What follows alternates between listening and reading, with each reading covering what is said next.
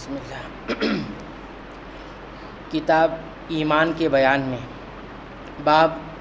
نبی کریم صلی اللہ علیہ وسلم کا فرمان کہ اسلام کی بنیاد 5 چیزوں پر رکھی گئی ہے۔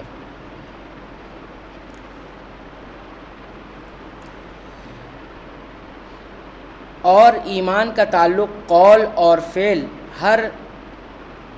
ہر دو سے ایمان کا تعلق قول اور فعل سے ہے، اور وہ بڑھتا ہے اور گھٹتا ہے، جیسا کہ اللہ تعالیٰ نے فرمایا تاکہ ان کے پہلے ایمان کے ساتھ ایمان میں اور زیادتی ہو، سورہ فتح آیت نمبر 4، اور فرمایا کہ ہم نے ان کو ہدایت میں اور زیادہ بڑھا دیا، سورہ الکہف آیت نمبر 13، اور فرمایا کہ جو لوگ سیدھی راہ پر ہیں ان کو اللہ اور ہدایت دیتا ہے، سورہ مریم آیت نمبر 76، اور فرمایا کہ جو لوگ ہدایت پر ہیں اللہ نے اور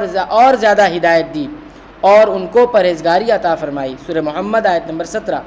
اور فرمایا کہ جو لوگ ایماندار ہیں ان کا ایمان اور زیادہ ہوا، سورہ المدثر آیت نمبر 31، اور فرمایا کہ اس صورت نے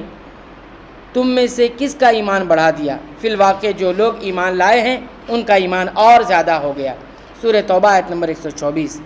اور فرمایا کہ منافقوں نے مومنوں سے کہا کہ تمہاری بربادی کے لیے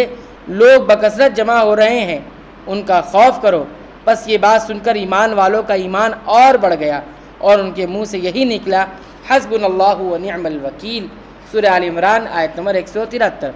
اور فرمایا کہ ان کا اور کچھ نہیں بڑھا، ہاں ایمان اور اطاعت کا شیوا ضرور بڑھ گیا، سورہ الاحزاب آیت نمبر 22، اور حدیث میں وارد ہے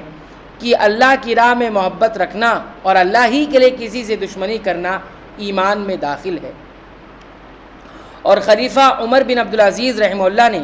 عدی بن عدی کو لکھا تھا کہ ایمان کے اندر کتنے ہی فرائض اور عقائد ہیں اور حدود ہیں اور مستحب اور مسنون باتیں ہیں جو سب ایمان میں داخل ہیں، بس جو ان سب کو پورا کرے اس نے اپنا ایمان پورا کر لیا، اور جو پورے طور پر ان کا لحاظ رکھے نہ ان کو پورا کرے اس نے اپنا ایمان پورا نہیں کیا۔ بس اگر میں زندہ رہا تو ان سب کی تفصیلی معلومات تم کو بتلاؤں گا تاکہ تم ان پر عمل کرو، اور اگر میں مر گیا تو مجھ کو تمہاری صحبت میں زندہ رہنے کی خواہش بھی نہیں۔ اور ابراہیم علیہ السلام کا قول قرآن مجید میں وارد ہوا ہے کہ لیکن میں چاہتا ہوں کہ میری دل کو تسلی ہو جائے۔ اور معاذ رضی اللہ عنہ نے ایک دفعہ ایک صحابی اسود بن بلال نامی سے کہا کہ ہمارے پاس بیٹھو تاکہ ایک گھڑی ہم ایمان کی باتیں کر لیں، اور عبداللہ بن مسعود رضی اللہ عنہ نے فرمایا کہ یقین پورا ایمان ہے اور صبر آدھا ایمان ہے۔ اور عبداللہ بن عمر رضی اللہ عنہ کا قول ہے کہ بندہ تقویٰ کی اصل حقیقت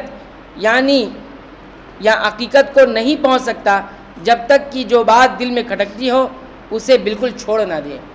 اور مجاہد رحمہ اللہ نے آیت کریمہ شرع لکم من الدین کی تفسیر میں فرمایا کہ اس نے تمہارے لیے دین کا وہی راستہ ٹھہرایا